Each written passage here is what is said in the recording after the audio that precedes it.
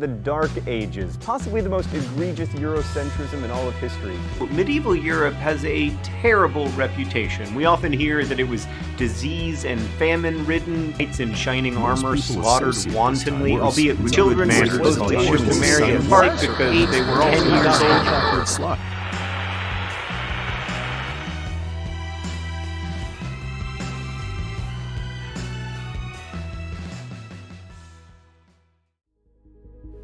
Hi, I'm June, and I'll be presenting our group's English and Computer Science project based on our interviews with Mr. Black and Coach Beeson based on developments in Europe during the period 1200 to 1450. Now, just to help contextualize this topic for those who don't know, Mr. Mayprayer, who we all know regretted his History and Communications degree from Oklahoma State. The Middle Ages saw the fragmentation of large empires like the Roman Empire into smaller feudal states, and it was this decentralization of power that laid the groundwork for the development of modern nation-states and systems of governance. Despite the often perceived darkness of the era, the Middle Ages served as a crucial turning point for the preservation and transmission of knowledge from antiquity. For example, monasteries and centers of learning played a pivotal role in copying and preserving ancient texts, laying the foundation for the Renaissance. Economically, feudalism fostered agricultural innovation, economic growth, and the emergence of early forms of capitalism in Europe through the exchange of land for labor and protection. And it was during this time that it was heavily influenced by Christianity, which served as both a unifying force and a source of conflict, as we'll see later. The Catholic Church also wielded significant political and cultural power, shaping moral, intellectual, and artistic endeavors throughout the period. Advancements like the heavy plough, Gothic cathedrals, and the use of gunpowder transformed societies and warfare. This period also witnessed the Black Plague and changes in social mobility through trade, urbanization, and the rise of the merchant classes, laying the groundwork for the eventual decline of feudalism. Alright, enough of that history lecture. I don't know, maybe you enjoyed it as much as Mr. McBrayer likes to drink his coffee or spread viruses through his handshake addiction. Well, now he's staring at me right now. So from our interview, we decided to create an interactive and informative museum in the medium of a website that brought attention to an underrepresented historical topic relevant to what we're studying, in this case the Middle Ages. So we have three main exhibits, the first being Heraldry and Nobility, the second being Conquest and Conflict, and the third being Religion and Society. Oh, and the best part? It's mobile responsive. Of course it is. With the first one.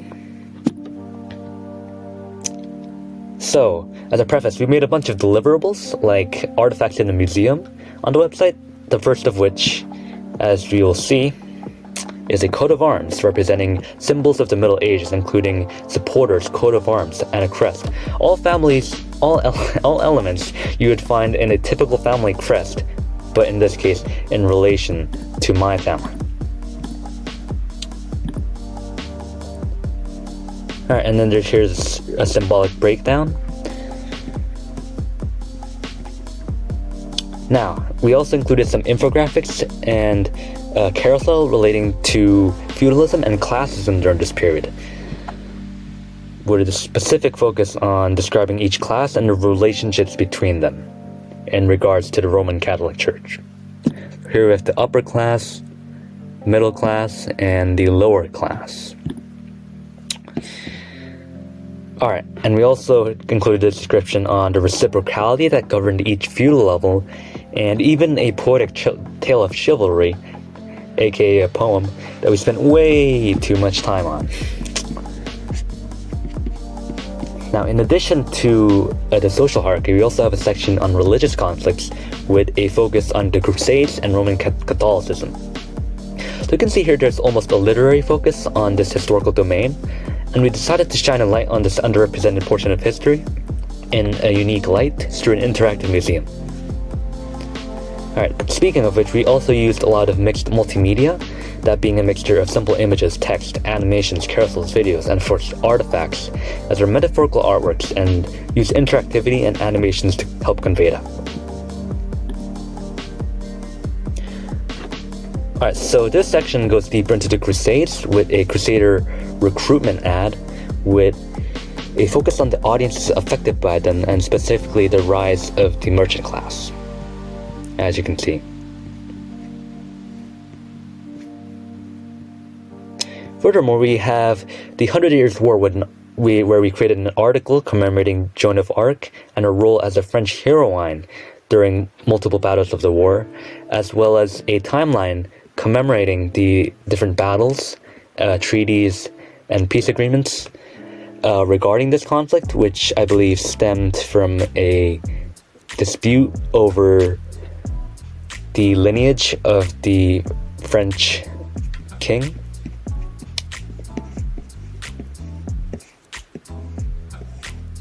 And we also created a second timeline commemorating the rapid expansion of the Mongol Empire and their military conquests, administrative centralization, trade networks, and cultural influence on Asia under our boy Genghis.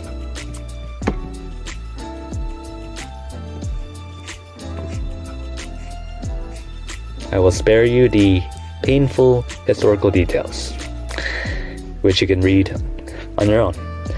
Alright, so our final exhibit, Religion and Society. So a large portion of this exhibit focuses on the spiritual authority, socio-political power, cultural patronage, and even economic impact of the Roman Catholic Church. In fact, they collected something called a jizya tax from non-Muslims, much like how Mr. McBrayer likes to collect Avenetius Algebra 2 homeworks and staples them onto the wall behind him. Now, in the wake of monasticism and the collapse of the classical world in relation to feudalism, we made a very satirical political cartoon regarding their power. Alright, next we have a section on, ecclesiastical hierarchy. Nailed it. As well as the socio-political impacts of monasticism and scholasticism amidst the rise of theocracy and papacy in Europe. Now, the bubonic plague, or Black Death, which is the name I prefer because, well, it sounds cooler. I mean, obviously, there's nothing cool about a pandemic, as we saw. Anyways, it was a catastrophic pandemic that struck Europe in the 14th century, causing immense loss of life and reshaping the continent's socioeconomic and cultural fabric. And we went full tryhard, and we even made a hand-drawn map showing its spread from Central Asia to Europe's through the Silk Road. Now, this not only obviously had a substantial demographic impact, but also a social one, with a scarcity of labor stemming from a drastic decrease in population from disease and even anti-Semitism justified under divine punishment or blaming Jews for the Black Death, where surviving workers could demand higher wages and better working conditions. This restructuring contributed to the decline of feudalism and the emergence of more modern trade, and artistically this led to a cultural focus on this. Now, architecturally, this era saw a departure from the Romanesque architecture and more of a focus on Gothic architecture, which emphasizes verticality and brightness through point arches, ribbed vaults, and flying buttresses. Contrary to the religious centralization of the Middle Ages, this also gave rise to the Renaissance and a revived interest in individualism, humanism, and secularism. And that's it. So if you actually stuck around till the end, I hope you learned something about the Middle Ages and can take away from it.